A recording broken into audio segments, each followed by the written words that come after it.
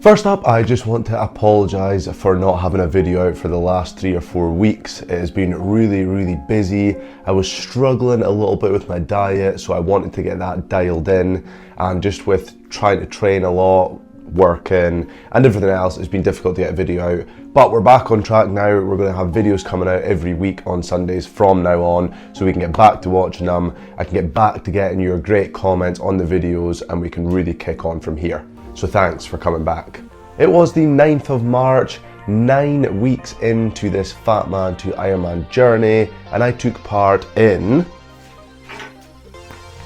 the Inverness 5K. That was my running number from the day. The day started off with breakfast en route to the event. My two pals, Will and Daz, were competing in the half marathon, so they really needed their fuel for this race. Arriving in Inverness, it was a perfect spring day for running. Cloudy with a little bit of sun in the sky and a really decent temperature for this time of year. As we arrived in Inverness, we headed down towards the start line, and one of the things we noticed as we walked through the start line arriving at the venue was just how narrow the start actually was, and as you'll see coming up, it did create some slight issues. We got signed in the sports hall and dropped off our bags. This was my first ever solo running event, and even though it was only a 5K, which I've been doing every single week, it was really nice to experience the vibe of the event and see what it's like for when I start doing longer distances. There was over 5,000 people between the 5K and the half marathon, so it was just a really busy and fun day. In true Scottish style, the pipeman played as we headed down towards the start line to see off the half marathon runners.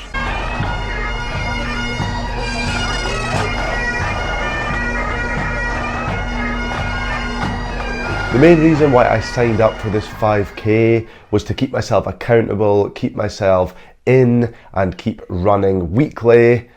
I am going to be doing a 10K at the end of May, which will be a little bit more of a test for me, and hopefully I can look to increase that to a half marathon near the end of the year.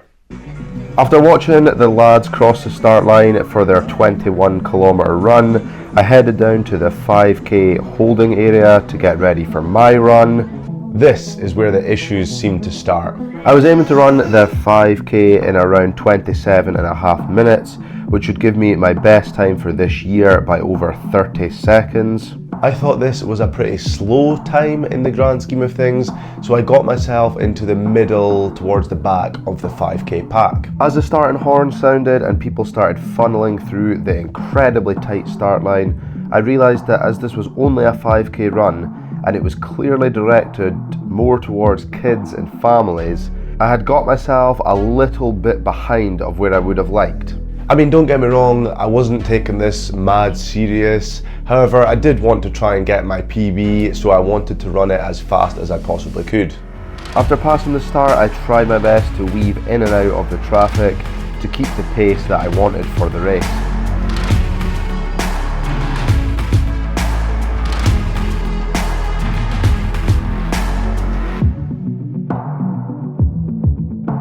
The biggest issue here was actually the opposite of what I expected. I ended up doing the first couple of kilometers way too quickly because I was weaving in and out of traffic. I was trying to go a bit faster to get around people, so it left me running too quickly at the start of the race.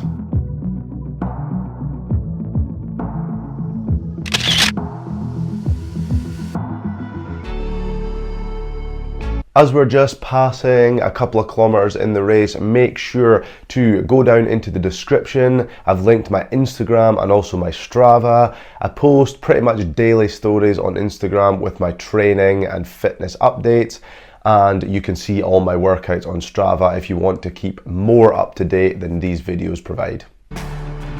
As I passed 2 kilometers, the course opened up and I could get myself back on my correct pace. 3 kilometers passed and I had some bridges to cross, which was very interesting. They were kind of resemblant of trampolines.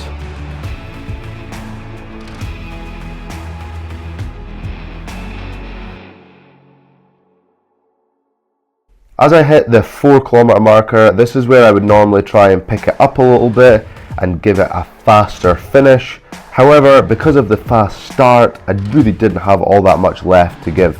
The last 300 meters of this route was on a running track, which was a really nice end to give some good speed for finishing the race. I picked up the pace on the track and managed to get home in a time of 27 minutes 33 seconds. I was really happy with this time and the improvement I've made so far this year. However, I do not think I'll be entering any 5k event anytime soon. I'm really enjoying now getting out for my longer runs.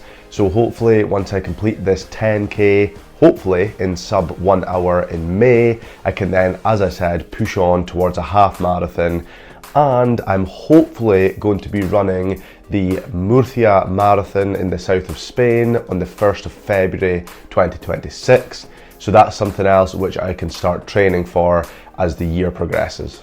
Gotta give a massive shout out to Will for finishing the half marathon in a ridiculous time of 1 hour 35 minutes, and also to Daz for finishing it in 2 hours and 8 minutes.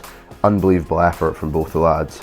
Thanks a lot for watching this video. Make sure to check out the shorts which I've been uploading onto the channel. That is a better way to keep up to date, as I can get them out a lot easier than these longer videos. So make sure to check them out regularly. I'll be back next Sunday, where I managed to get out on my road bike for the very first time. I also did just buy a road bike, so it's going to be cool to see my new bike and getting out onto the roads in the fresh air and see how I get on. We'll see you next Sunday.